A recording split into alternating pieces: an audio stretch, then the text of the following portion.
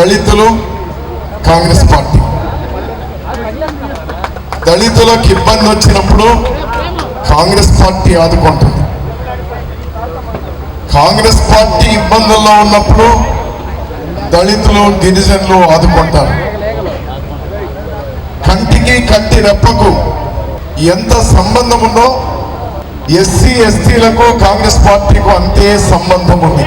ఈ దేశం స్వాతంత్రం రావడానికి, స్వాతంత్రం సాధించడానికి ఎస్సీలు ఎస్టీలు పడ్డటువంటి శ్రమ, వారి పాత్ర అంతా ఇంత కాదు. ఆనాటి నుంచి భిన్నత్వంలో ఏకత్వమని ప్రపంచంలో ఎక్కడ కూడా లేవు. ఇన్ని కులాలు, ఇన్ని మతాలు, ఇన్ని భాషలు, ఇన్ని వేషాలు ఒక్క భారతదేశంలోనే ఉన్నా అట్టడుగున ఉన్నటువంటి వారు నా జాతి గొప్పది, నా జాతి ఔన్నత్యం గొప్పది అని అనేక సందర్భాల్లో ఇబ్బందులు ఎదురైన ఈ దేశ సమగ్ర కోసం నిలబడినటువంటి వారు.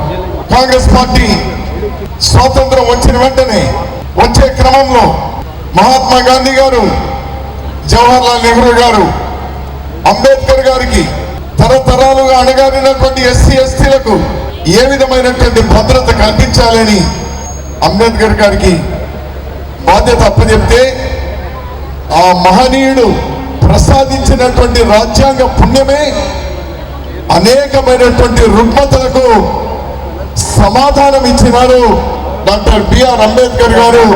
వారి జయంతి రేపటి రోజు వారిని ఈ సందర్భంగా మనం స్మరించుకోవాలి. అంటరానితనం గ్రామాల్లో, ఊళ్ళలో, వెట్టి చాకిరి, పారిశుద్ధ్యంలో కర్మచారులుగా ఉపయోగించుకున్నటువంటి సందర్భం, నీళ్ళ బావి దగ్గర, హోటళ్ల దగ్గర, దేవస్థానాల దగ్గర వివక్షత, ఇవన్నీ ఈరోజు కనుమరుగైనాయి. ఈ రోజందరూ సమానంగా ఉండేటువంటి పరిస్థితి వచ్చింది. దానికి కారణం మహాత్మా గాంధీ గారితో మొదలుకొని ఈనాడు ఉన్నటువంటి సోనియా గాంధీ, రాహుల్ గాంధీ, కాంగ్రెస్ పార్టీ క్రమంలో ఇందిరాగాంధీ గారు వేసినటువంటి పెద్ద ఫౌండేషన్ అని ఈ సందర్భంగా మీకు అందరు కూడా మనం చేస్తా ఉన్నాం.